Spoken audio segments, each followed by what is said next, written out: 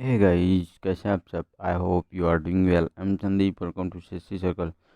तो हम लोग डिस्कस कर रहे थे यूपीएससी 2020 टेस्ट सीरीज, ठीक है। और ये मेंस का आपको देखने को मिलेगा विजन आईएएस का टेस्ट सीरीज है। टेस्ट सीरीज नंबर 4 है ये 1394 टेस्ट नंबर है, ठीक है। और इसमें आपको जो है इकोनॉमी के सारे क्वेश्चन इसमें देखने को मिलेंगे। ये हमारे सेक्शनल मेंस के टेस्ट चल रहे हैं अभी, ठीक है। क्योंकि जब सेक्शनल सॉल्व कर लेंगे तो एडवांस टेस्ट आएंगे, उसके बाद आपको फुल जीएस के टेस्ट आप लोगों को मिल जाएंगे, ठीक है। तो ये हमारा जो देखने को मिलेगा इकोनॉमी का टेस्ट है, ठीक है। तो ये टेस्ट ये जीएस का जो पेपर थर्ड होता है उसका ये मतलब पार्ट होता है। जीएस थर्ड में ये इकोनॉमी का पार्ट आपको देखने को मिल जाएगा, ठीक है।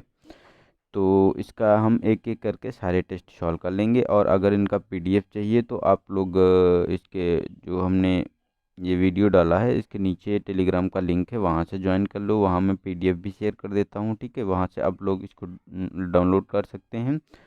और डिस्कशन ग्रुप भी बना रखा है जहाँ आप लोग अपना क्वेश्चन लिखें और उसके बाद उसमें मेंस का क्वेश्चन या प्री का क्वेश्चन जो भी आप लोगों को अच्छा लगे या कोई डाउट हो तो उन क्वेश्चनों को आप वहाँ पे पेस्ट कर सकते हैं और एक दूसरे के क्वेश्चन को रिव्यू भी कर सकते हैं, ठीक है।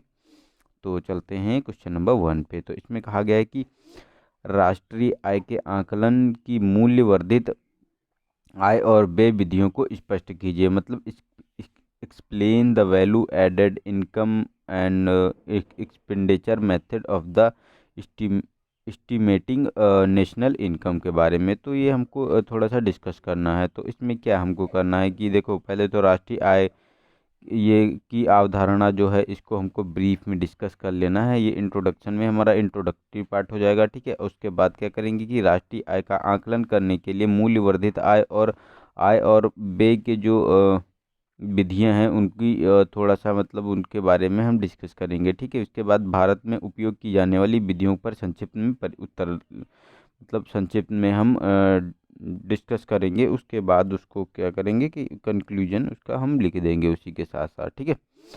तो हमारा राष्ट्रीय आय जो राष्ट्रीय आय क्या होता है तो इसके बारे में हम अगर बात करें तो राष्ट्रीय आय एक वित्तीय वर्ष के दौरान किसी देश में उत्पादित सभी वस्तुओं और सेवाओं के मौद्रिक मूल्य को संदर्भित करती है। और इसकी गणना सामान्यतः कारक लागत अर्थात उत्पादन के सभी कारकों की लागत अथवा बाजार मूल्य जिसमें उत्पादन लागत, उत्पादकों के लिए अप्रत्यक्ष कर और सब्सिडी सम्मिलित होता है, पर सकल घरेलू उत्पाद जीडीपी या सकल राष्ट्रीय उत्पाद जीएनपी के संदर्भ में की जाती है। राष्ट्रीय आय का आकलन विभिन्न विधियों जैसे मूल्य वर्धित विधि है, आय विधि है और व्यय विधि है से किया जाता है। जो मतलब ये राष्ट्रीय आय का मतलब आकलन जो किया जाता है ये मूल्य वर्धित विधि से किया जाता है, आय विधि से किया जाता है और व्यय विधि से किया जाता है। लेकिन भारत में किस किस विधियों से किया जाता है ये हम देख लेते हैं। तो इसमें राष्ट्रीय आय क्या हुई, जो मतलब उनका मौद्रिक मूल्य होता है उसी के आधार पर इसकी गणना की जाती है, ठीक है। तो ये हमारा हो गया राष्ट्रीय आय। अब राष्ट्रीय आय की बात करें तो इसमें मूल्यवर्धित विधि दी हुई है। तो इसे उत्पादन विधि या वस्तु सूची यानी इन्वेंटरी विधि के रूप में भी जाना जाता है। इसमें एक निश्चित अवधि के दौरान देश में उत्पादित सभी वस्तुओं और सेवाओं का बाजार मूल्य ज्ञात करना सम्मिलित होता है। अंतिम वस्तुओं के उत्पादन के लिए उपभोग किए जाने वाले मध्यवर्ती उत्पादों के मूल्यों को घटा दिया जाता है ताकि मूल्य का दोहराव ना हो। उत्पादन प्रक्रिया के दौरान उपकरणों के ह्रास और अप्रत्यक्ष करों को भी घटा दिया जाता है। मतलब जितना उसमें हमारा डिफिशिएशन होता है जो मतलब अंतिम उत्पाद का होता है उसको जोड़ा जाता है, ठीक है।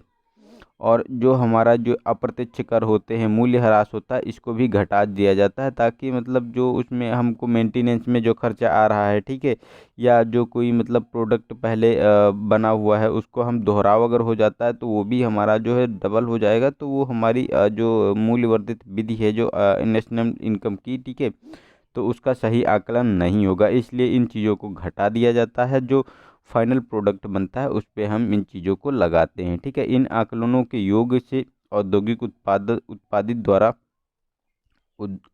उत्पत्ति द्वारा वर्गीकृत कारक पर निवल घरेलू उत्पाद प्राप्त होता है। इसमें विदेशों से प्राप्त होने वाली निवल आय को भी जोड़ा जाता है। इससे निवल राष्ट्रीय आय प्राप्त होती है। ठीक है, तो अगर हम एनएनपी की बात करें तो इसमें एनएनपी में क्या होता है कि देखो, एनएनपी बराबर जीडीपी, यानी जो एनएनपी होती है ये फैक्टर कॉस्ट होती है, फैक्टर कॉस्ट पे होती है। तो इसमें क्या होता है, जीडीपी यानी मार्केट प्राइस पे जो होती है, जिसमें मतलब निश्चित पूंजी की खपत यानी मूल्यह्रास जो होता है, ठीक है, वो प्लस जो होता है कि जो इसमें विदेशों से प्राप्त निवल कारक आय होती है, जो विदेशों से हमको प्राप्त होती है आय, उसको जोड़ा जाता है। लेकिन जो माइनस कर दिया जाता है इसमें से जो अप्रत्यक्ष कर होते हैं, क्योंकि अगर इनको अप्रत्यक्ष कर को जोड़ दिया जाएगा तो हमारा मतलब ये गलत हो जाएगा इसमें। ठीक है, तो इसमें अप्रत्यक्ष करों को जो है घटा दिया जाता है, और बाहर जो विदेशों से आय प्राप्त की जाती है उसे जोड़ दिया जाता है। उसमें मतलब जैसे इंडिया में जितना फाइनल प्रोडक्ट हुआ तो उसको घटा दिया जाएगा, जो विदेशों के निवेशकों द्वारा प्राप्त किया जाता है। ठीक है, और जो हमारे इंडिया के विदेशों में निवल आय जो प्राप्त करते हैं उसको जोड़ दिया जाता है। इसीलिए कहा गया है कि निवल, तब ठीक इसी निवल कारक की बात करता है। ठीक है, तो इस प्रकार ये हमारी नेशनल इनकम प्राप्त होती है। तो इसमें मतलब जहाँ नेशनल नेट नेशनल प्रोडक्ट की बात करें तो इसमें ये फैक्टर कॉस्ट की कारक पे अगर बात करें तो फैक्टर कारक जो होता है, ठीक है, एफसी लिखा है फैक्टर कॉस्ट, तो इसके बराबर होता है कर लागत पर निवल राष्ट्रीय उत्पाद और जीडीपी यानी मार्केट प्राइस पर जो बाजारी मूल्य पर हमको सकल घरेलू उत्पाद होते हैं उनके बारे में बात करते हैं। तो इस प्रकार हमारी जो है नेशनल इनकम प्राप्त होती है। इसके बाद हम आय विधि से अगर बात करें तो इस पद्धति में उपयोग के कारकों अर्थात मानव श्रम, पूंजी, निश्चित प्राकृतिक संसाधनों जैसे कि भूमि और हमारी उद्यमशीलता द्वारा मजदूरी, ब्याज, किराया और लाभ के माध्यम से एक निश्चित अवधि के दौरान अर्जित समस्त आय को जोड़ा जाता है। और राष्ट्रीय आय होती है उसके निवल घरेलू उत्पाद, जो निवल घरेलू कारक आय है जिसे विदेशों से प्राप्त निवल कारक के साथ जोड़ा जाता है। तो ये हमारी जो मतलब आय विधि से इसकी गणना की जाती है। ठीक है, तो इसमें अगर नेट नेशनल प्रोडक्ट की बात करें तो इसमें factor cost per GDP, market price plus विदेशों से प्राप्त निवल आय होती है। ठीक है, ये भी यहाँ पे है। तो यहाँ वन लाइन में जो हमने यहाँ तक देखा, ये वन लाइन में हमारा मतलब एक फार्मूले के बेस पे हमको इसमें प्राप्त हो गया। जहाँ जो नेशनल इनकम की बात करें तो ये फैक्टर कॉस्ट मतलब कारक लागत पर निवल घरेलू उत्पाद है। ठीक है, व्यय विधि की बात करें तो इस विधि में आपको बात करें तो इस विधि में राष्ट्रीय आय की गणना करने के लिए किसी अर्थव्यवस्था के भीतर वित्तीय वर्ष के दौरान उत्पादित अंतिम वस्तुओं और सेवाओं के क्रय पर व्यय राशि के कुल योग को आंकलित किया जाता है। व्यय को 4 श्रेणियों में वर्गीकृत किया जा सकता है, जैसे निजी अंतिम उपभोग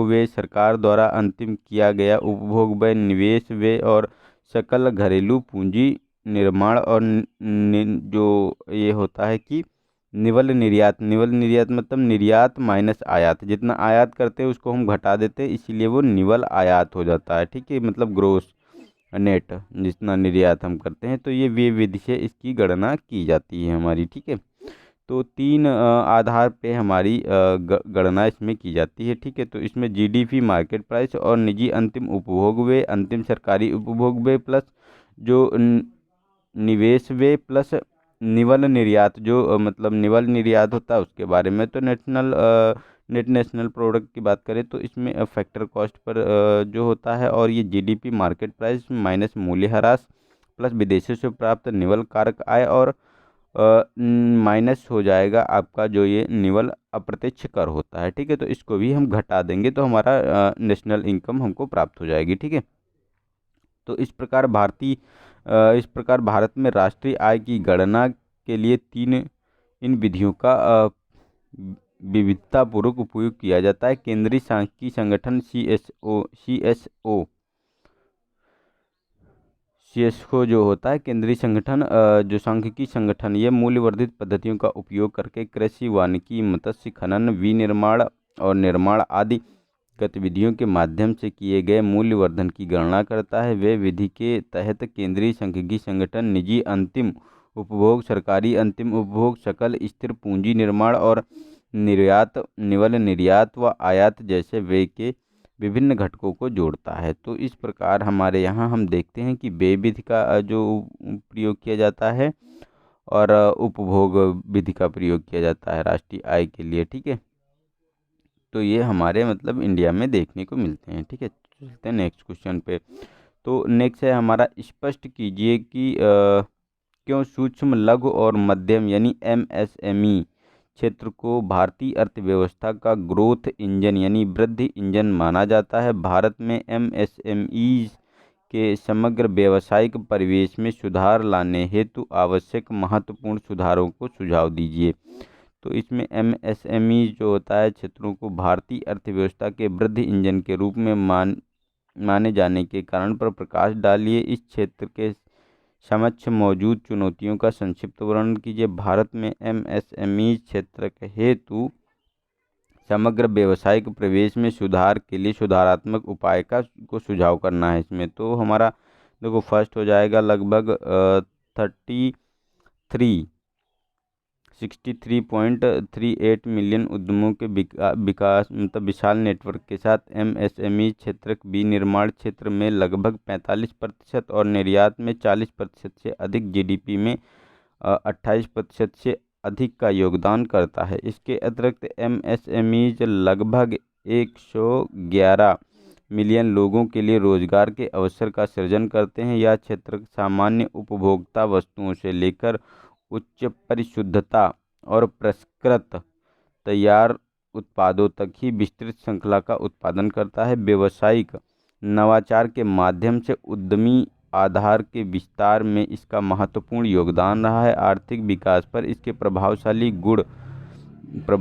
गुणक प्रभाव और उद्योग के साथ उसके अग्र एवं पश्च संबंधों के कारण इसे भारतीय अर्थव्यवस्था का वृद्धि इंजन माना जाता है। ठीक है, क्योंकि इससे जो है बहुत ज़्यादा ये मतलब 63% जो मतलब मिलियन उद्यमों का विशाल एक नेटवर्क है, जिसमें 45% जो निर्यात होता है इसी का मतलब 40 मतलब लगभग जो विनिर्माण क्षेत्र है वो 45% और 40% का निर्यात इससे होता है। GDP 28% GDP का योगदान करता है। ठीक है, तो देख रहे हो, और 111 मिलियन लोगों को ये रोजगार के अवसर सृजन करता है, मतलब अवसर प्रदान करता है। तो ये बहुत बड़ा सेक्टर है हमारा। हालांकि भारत में MSMEs को विभिन्न बाधाओं का सामना करना पड़ता है, जैसे ऋण की उच्च लागत, नई तकनीकी और विपणन तक अल्प पहुंच और अंतर्राष्ट्रीय बाजारों तक अपर्याप्त पहुंच, कुशल श्रम का अभाव, अपर्याप्त अवसंरचना तथा कराधान, श्रम कानूनों एवं व्यवसाय के अनुकूलन, परिवेश से संबंधित विनियामकीय मुद्दे आदि। मतलब इन चीज़ों से हमको सामना करना पड़ता है। अगर इन चीज़ों का मतलब हमको सामना ना करना पड़े तो हम कह सकते हैं कि लगभग आधे से ज़्यादा GDP यहाँ मतलब 50% लगभग 40% के करीब GDP में योगदान हो जाएगा इसका। और जो ये निर्यात में है कम से कम 60% का, अगर इन चीज़ों से हमको जो हमारी इंडिया में ये ऐसा जो कर रहा है, जिन चीज़ों को फेस कर रहा है MSME सेक्टर, इसको अगर छुटकारा मिल जाता उन चीज़ों से। ठीक है, तो इस संदर्भ में UK सिन्हा समिति की रिपोर्ट की अनुशंसा के अनुसार MSMEs के व्यावसायिक परिवेश में सुधार हेतु निम्नलिखित प्रमुख उपाय किए जाने की आवश्यकता है। बोझिल पंजीकरण प्रक्रिया का समाधान करना और खरीद, सरकार प्रायोजित लाभों को ग्रहण करने इत्यादि। विशिष्ट उद्यम पहचानकर्ता जैसे कि पेन के उपयोग को प्रोत्साहित करना। ठीक है, और उद्यमियों की क्षमता के निर्माण के लिए प्रत्येक जिले में उद्यम विकास केंद्र की स्थापना करना और MSME संकुलों द्वारा नव प्रवर्तन अवसंरचना से युक्त कंपनियां, अनुसंधान विकास संस्थान और विश्वविद्यालयों के साथ सहयोग किया जाना। ठीक है, और यह है कि MSMEs की सुभेद्यता और आकार को ध्यान में रखते हुए दिवालिया संहिता प्रत्यायोजित विधायन द्वारा मध्यस्थता, ऋण परामर्श जैसी आउट ऑफ कोर्ट मतलब न्यायालय के बाहर सहायता का प्रावधान किया जाना चाहिए। ऋण परिचालन लागत को प्रभावी रूप से कम करने और साथ ही सूचनाओं संबंधी विषमताओं की समस्याओं का समाधान करने हेतु एक डिजिटल अवसंरचना का निर्माण किया जाना चाहिए, ठीक है, जिससे ऋण तक पहुंचने में सुधार हो सके, कि लोगों को बहुत जल्दी मतलब जो एमएसएमई मतलब जो ये स्टार्टअप स्टार्ट करना चाहते हैं, ठीक है, तो उनको बहुत जल्दी ऋण प्राप्त हो सके, ठीक है। तो इस प्रकार नेक्स्ट है हमारा ये वाला कि सुसंगत नीतिगत दृष्टिकोण और समान निगरानी की सुविधा है तो एमएसएमईज के लिए एक राष्ट्रीय परिषद का निर्माण किया जाना चाहिए, ठीक है, जिससे कि उनको अच्छे से मतलब उनकी जो नीतियां हैं उनको आप लोग मैनेज करें, ताकि वो लोग अच्छे से अपना ग्रोथ कर सकें, ठीक है। और इसमें सूक्ष्म लघु मध्यम विकास जो ये विकास अधिनियम एक्ट 2006 में संशोधन करते हुए मुख्य बल बाजार की सुविधा और व्यवसाय में सुगमता पर दिया जाना चाहिए। तो इस प्रकार ये हमको सारे सुधार करते हुए अगर कर दें तो इसमें हमको बहुत ज़्यादा फ़ायदा होगा, और जो एमएसएमईज की ग्रोथ बहुत तेज़ी से होगी, और ये हमारे समझ लो इंडिया की रीढ़ की हड्डी बन सकती है, ठीक है। तो यह सुनिश्चित किया जाना चाहिए कि एमएसएमईज अर्थव्यवस्था में जारी जो संरचनात्मक परिवर्तन जैसे कि जीएसटी के साथ स्वयं को समायोजित करे और उसको स्वीकार कर सके, तथा डिजिटलीकरण हो रही प्रवृत्ति से पूर्ण लाभान्वित हो सके। इसे इस क्षेत्र के लिए लागत और प्रयुक्त समय में कमी आएगी और व्यवसाय करने में सुगमता में अधिक वृद्धि होगी, ठीक है। तो इस प्रकार हम लोग इसको कर सकते हैं। तो आज के लिए आज मैं 2 ही क्वेश्चन डिस्कस कर रहा हूँ, कल से आप लोगों को सारे क्वेश्चन मिल जाया करेंगे, ठीक है, क्योंकि कल मैं अपने डेस्टिनेशन पे पहुँच जाऊँगा, ठीक है। तो आज के लिए इतना ही, मिलते हैं नेक्स्ट वीडियो में, तब तक के लिए नमस्कार, जय हिंद, जय भारत।